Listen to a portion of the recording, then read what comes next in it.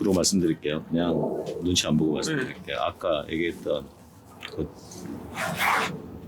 회사 경영 예. 직원 몇 명이에요 이제 전체? 한 지점당 15명에서 20명이니까 6개 매장이니까 100명 100명, 되네요. 110명 정도.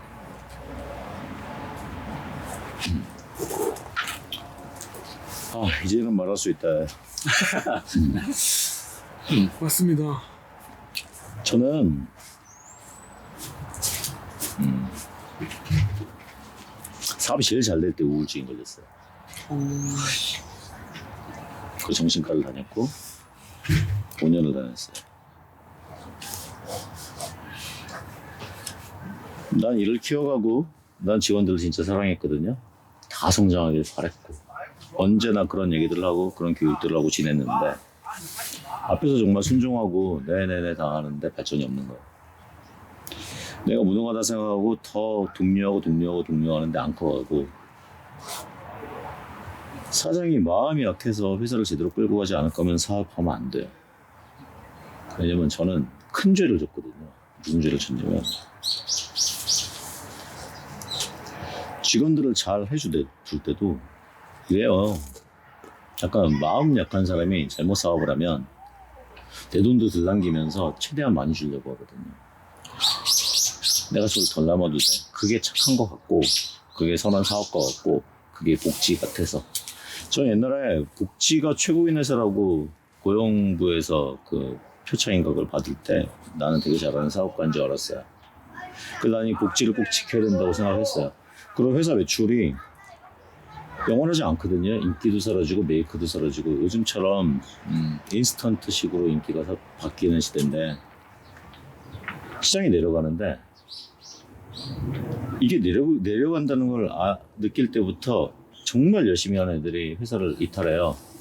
저는 이 당시에 주위에 조언해주는 분들이 직원 줄여라, 규모 줄이고 다시 다음 시장 준비해라 그럴 때 안 들었어요. 왜냐면 내가 난 내보내기 싫었거든. 난 얘네 데리고 어떻게든 고쳐서 해볼 생각이었어. 근데 그게 점점점 내려가니까 모두가 찌들거든요. 여기 의욕이 사라져요. 그럼 열정도 안 나오고 손님이 지금 오프라인이면 손님 오셨는데 애들이 어두워진단 말이에요. 이때부터 어떤 현상이 생기냐면 계속 찌들고 이제 대표이사는 나는 이제 그거를 몇 년을 지내면서 한 3년, 4년을 지내면서 회사에 쟁여둔 돈을 다 쓰자. 그러면서도 매출은 주는데 봉급은 올려줘요. 왜? 복지를 해야 되니까. 그 애들 이쁘니까. 이렇게 올려주다 보면 이 회사는 내 눈에는 내가 애들을 지키고 있는 거지만 내부 인력한테는 비전이 없는 회사가 돼. 나 이 사람한테서 배울 게 없어져요. 내가 이 사람한테 배워야 되는 스킬은 다 배웠어. 근데 이 사람한테 내가 계속 있었던 이유가 이 사람이 성장하는 모습을 보면서 계속 꾸준히 배우고 싶었는데 이 사람은 큰 사람이 못 돼. 마음 약간 이 정도 장사가 우리 대표님의 끝이구나. 그래서 진짜 배우고 성장할 애들 나가기 시작하는데 나머지 진짜 내가 그러면 이 중에서도 나가지 않고 끝까지 그렇지만 뭔가 대표님의 변화가 있겠죠. 기다려주는 친구들 아니면 갈 데 없으니까 있는 친구들. 이때 갈 데 없으니까 있는 친구들은 보내야 되거든요. 안 보내고 데리고 있으면요 어떤 현상이 생기냐면 대출을 받아요. 신용이 되면 매출 규모 대출이 점점 늘어나요. 그러다가 다시 준비하는 게 나아지면 되겠는데 이때는 회사 자체가 열정 자체가 사라지고 패배 마인드들이 슬슬 생기기 시작하고 딴 생각들을 슬슬 할 때니까 과거에 치고 올라갈 때처럼 치고 올라가기 힘들어져요. 이때 대출은 다 쓰는데 그때 행여 불경기나 코로나 이런 것처럼 은행이자 올라가고 이러고요. 신용도가 기업이 떨어지면 은행이자 되게 많이 올라가거든요. 저는 막판에 파산 전에 이미 코로나도 아닌데 2017년 8년부터 28년부터 이미 2%대 신용이자를 받았던 거를 이자로 대출 받았던 거를 10%대까지 올렸어요. 우리 건물이 있는데도 건물이 있는데도 이때 어떻게 되냐면 직원들 봉급도 못 올려주고 거래처 이런 거는 문제 안 되죠. 근데 슬슬 봉급이 밀려요. 그럼 좀 나가겠다 해주면 좋겠는데 나를 믿고 또 있어줘요. 이때부터 나쁜 사람이 돼요. 어떻게 나쁜 사람이 되냐면 내가 얘네를 붙잡고 있잖아요. 얘네 미래를 막는 거고요. 저 그때는 몰랐어요. 망하자마자는 앉혀서 원망스러운데 나중에 가만히 봤더니 내가 저 친구들한테 진작에 지금 나는 안 되겠고 이러니까 나를 떠나서 너희 길을 찾아라라고 6개월 전에 1년 전에만 말했다 하더라도 내가 버티다가 멈췄을 때 이 친구들은 미래가 준비가 안 된 친구들이거든요. 네네. 최소 3개월, 4개월, 5개월, 6개월에 미래를 준비하지 못한 친구들을 만들어 놓고 나는 버티다 무너졌다고 하지만 나 믿고 얘네가 세상 다시 사회로 던져졌을 때 얼마나 많은 고생을 했을까. 게다가 나는 걔네한테 몇 개월까지 봉급까지 밀려있어. 그러니까 죄인이거든요. 봉급 밀리면 괜히 죄인이 아니에요. 꼭 갚을 거고 꼭 하려고 그 붙잡고 있으니까 또 안 되더라고. 몇 년 헤맸어요. 조금씩밖에 더 못 줬어요. 근데 그냥 알았거든요.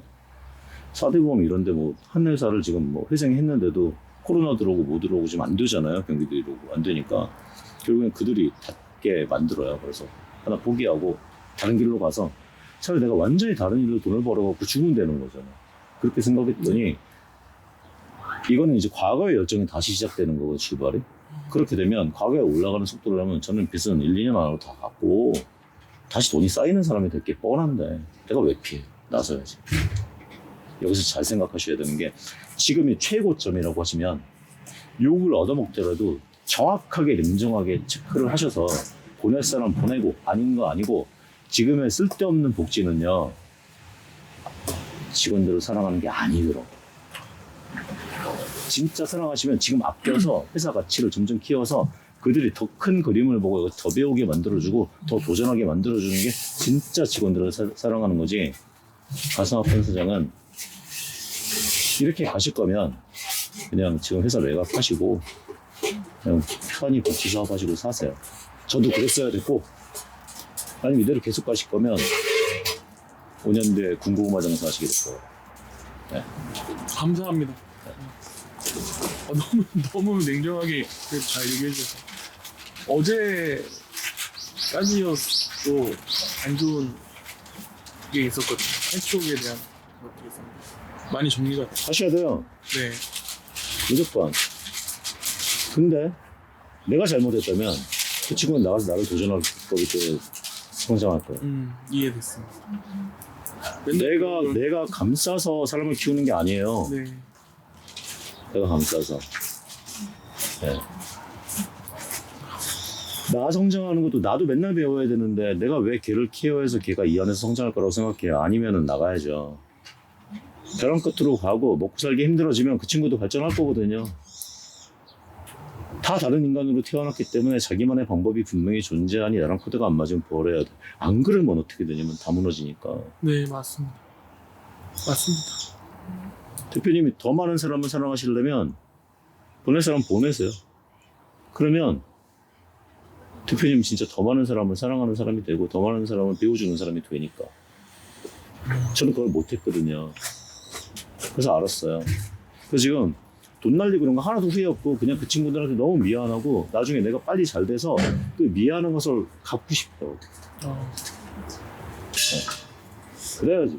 찐이네요.